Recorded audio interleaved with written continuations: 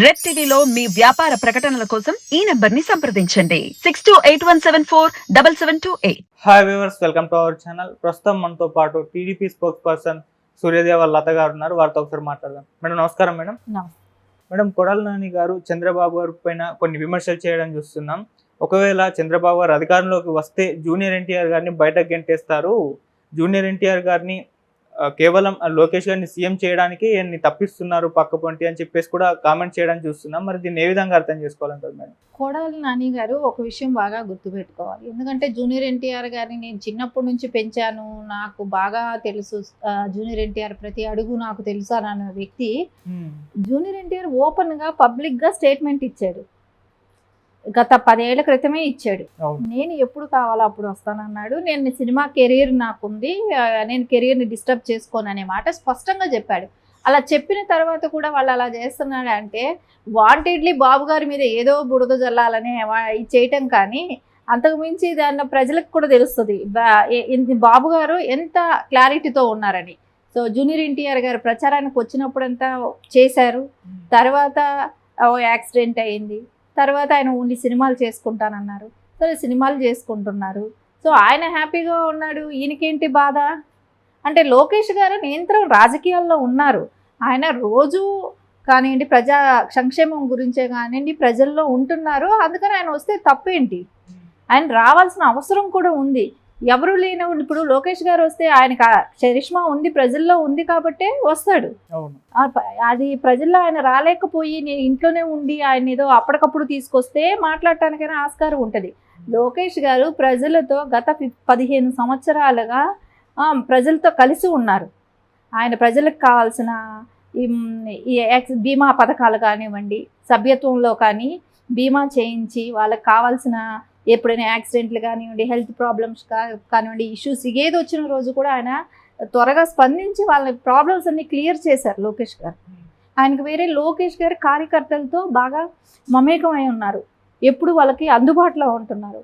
అలాంటి ఆయన రావటంలో తప్పేంటి? కేడర్ అంతా కూడా లోకేష్ గారు కావాలనుకుంటున్నప్పుడు జూనియర్ ఎన్టీఆర్ గారిని ఎవరో రావద్దని ఆపినట్టు, నువ్వు వస్తానంటే వద్దన్నట్టు ఈయన ఎందుకు ముందుకు వస్తున్నాడో అర్థం కావట్లేదు. ఈయన అది ముందు జూనియర్ ఎన్టీఆర్ గారితో క్లారిఫై తీసుకొని ఆయన్ని బయట ఒక స్టేట్మెంట్ ఇచ్చిన తర్వాత ఈయన మాట్లాడమనండి.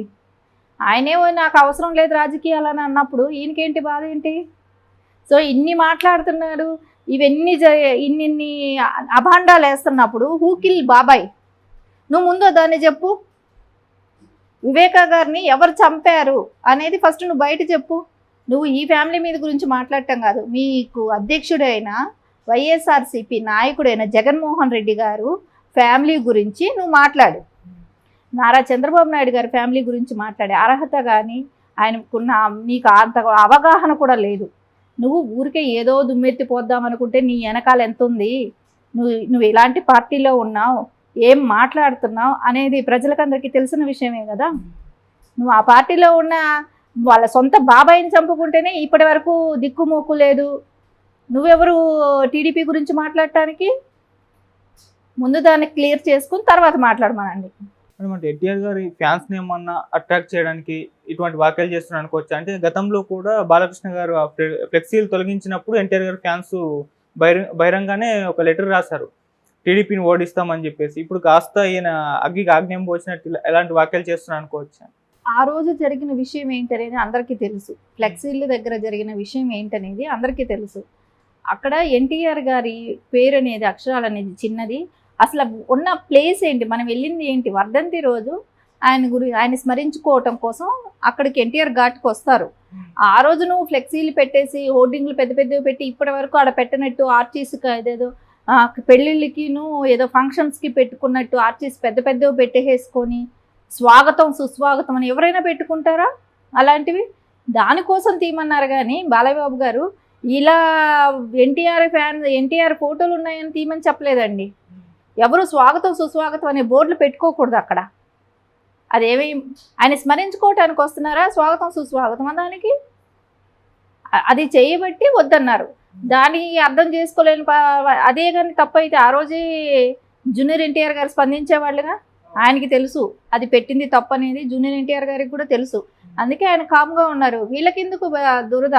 కందకు లేని దురద కత్తిపీటకి ఎందుకు అన్నట్టు వీళ్ళు ప్రతిదాన్ని ఇవి ఓన్ చేసుకోవటం అలవాటు పడిపోయారు. పడి ప్రతిసారి తెలుగుదేశాన్ని ఏదో మాట్లాడేసేద్దాం, ఏదో చేసేద్దాం అనుకుంటున్నారు. అది నువ్వు ఎంత రెచ్చగొట్టినా రెచ్చిపోవటానికి వాళ్ళకి ఒక అవగాహన ఉంటుంది. ఏం జరుగుతుంది, ఏంటి, ఎందుకు జరిగింది అనేది ఒక ఇది ఉంటుంది. ఇప్పుడు లేనిపోని విధ్వంసాలు రెచ్చగొట్టి ఫ్యాన్స్ గొడవలు పెడదామని చూస్తే వాళ్ళంత అమాయకుల, వాళ్ళు చదువుకున్న వాళ్ళు, విజ్ఞులు, వాళ్ళకి అన్ని రకాల వాళ్ళకి చదువులో కానివ్వండి, ఉద్యోగం కానివ్వండి, వాళ్ళ ప్రొఫెషన్ ఏంటి వాళ్ళకి ఉంటుంది. ప్రతి చిల్లర గొడవకి రోడ్ల మీదకి రావాలని ఏ యువత కూడా కోరుకోడండి. వీళ్ళు కావాలనే వైసీపీ వాళ్ళు ఎలాగా విధ్వంసాలు రెచ్చగొట్టి ఎలాంటి గొడవలు చేద్దామనే ప్లాన్ చేస్తున్నారు, కానీ ఎవరు దానికి ముందుకు రారండి. అదే ఆయన తెలుసుకుంటే మంచిది. మనం ఎన్టీఆర్ గారు పాలిటిక్స్ లో లేకపోయినా వైసీపీ మాత్రం అంటే టీడీపీ ఎన్టీఆర్ పట్ల ఎలా బిహేవ్ చేస్తుందో దాన్ని మాత్రం బాగా క్యాష్ చేసుకోవడానికి ప్రయత్నిస్తుంది. అంటే అప్పుడు చంద్రబాబు గారు అరెస్ట్ అయినప్పుడు కూడా ఎన్టీఆర్ గారు స్పందించలేదు. దీనికి వైసీపీ పెద్ద ఎత్తున ప్రచారం చేసింది, ఎన్టీఆర్ గారు స్పందించలేదని చెప్పేసి. మళ్ళీ ఫ్లెక్సీల గోల కూడా ఎక్కువ వైసీపీనే ఫోకస్ చేసింది. అంటే ఎందుకు ఎన్టీఆర్ గారు పొలిటిక్స్ లో లేకపోయినా పొలిటిక్స్ లోకి లాగుతున్నారు ఇటు వైసీపీ కానివ్వండి, టీడీపీ కానివ్వండి? అది వాళ్ళు ఏదో క్యాష్ చేసుకుందామని వైసీపీ తాపత్రయపడ్డా అలాంటిది ఏమైనా ఉంటే వాళ్ళు మాట్లాడుకుంటారు. ఒక ఫ్యామిలీ ఇష్యూ ఉంటే వాళ్ళు మాట్లాడుకుంటారు. ఇప్పుడు అదే షర్మిల గారు వచ్చారు, బయట మాట్లాడుతున్నారు కాబట్టి పబ్లిక్ మాట్లాడే అవకాశం వచ్చింది. సో వాళ్ళు మాట్లాడుకోవట్లేదు, వాళ్ళు మాట్లాడటం లేదు. అలాంటప్పుడు వీళ్ళకేంటి బాధ? నీ వెనకాల చాలా గోతులు పెట్టుకొని అవతల వాళ్ళకి ఏముందా మనం లాగుదామా అని చూడటం ఇది కాదు కదా, సమంజసం కాదు కదా. నువ్వు ఫస్ట్ అక్కడ వాళ్ళకి ఏమీ లేదు, నువ్వు కావాలనే రాసేసేదానికి చూస్తున్నావు. వాళ్ళలో ఎలాగైనా విధ్వంసాలు రెచ్చగొట్టి వాళ్ళు ఫ్యామిలీలో నుంచి బయట వచ్చి గొడవలు పడాలి, నేను దాన్ని పెద్దది చేసుకోవాలి, పార్టీ పబ్బం గడుపుకోవాలనేది ప్లానింగ్లో ఉంది. ఎందుకంటే తన జడ కోతల్లా వనం వల్ల జడిచినట్టు ఈయన ఎంతసేపు ఏముంది, మన పార్టీలో మన కుటుంబం సరిలేదు, మన పార్టీ ఇది పరిస్థితి బాగోలేదు, సో అందరికీ అంటగడదాం అనే ప్లాన్లో ఉన్నాడు. అది మంతమించి ఆడేమీ లేవండి. అలాంటిది ఏదైనా ఉంటే వాళ్ళు మాట్లాడుకుంటారు, ఈ క్లియరెన్స్ వస్తుంది, కానీ అలాంటి ప్రాబ్లమ్స్ ఏమీ లేవు ఇప్పుడు. ఓకే, ఫ్యూచర్లో ఎన్టీఆర్ గారు ఏమన్నా టీడీపీ పార్టీలోకి వచ్చే ఛాన్స్ ఏమన్నా ఉందా? వస్తే స్వాగతిస్తారంటారా? ఎవరైనా రావచ్చండి పార్టీలో. ఇప్పుడు ఆయన వస్తానంటే వద్దనే వాళ్ళు లేరు. ఆయన్ని వెళ్ళి ఇప్పుడు ఆయన సినిమాలు నేను చేసుకుంటాను అని అన్నప్పుడు వెళ్ళి నువ్వు వద్దు, ఆ కెరీర్ వదులు, ఇక్కడికి రా అని చెప్పరు. ఎవరు చెప్పరా మాట. వాళ్ళకి ఏ కెరీర్ ఇష్టమో అది చేసుకుంటుంటారు. వాళ్ళకి రావాలనుకున్నప్పుడు బాబు గారు వచ్చినా బాబు గారు ఏమీ చెప్పరు కదా, బాబు గారైనా రప్పిస్తారు, ఆల్రెడీ పనిచేశాడు. అది వాళ్ళకి రావాలనుకున్నప్పుడు వాళ్ళు వస్తారు. ఆల్రెడీ ఎన్టీఆర్ గారు కూడా అదే చెప్పారుగా, నేను రావాలనుకున్నప్పుడు వస్తానని చెప్పి. సో దీనిలో ఇప్పుడు ఇక్కడ కొత్తగా మనం దాని గురించి డిస్కషన్ చేసుకునేది కూడా ఏమీ లేదండి.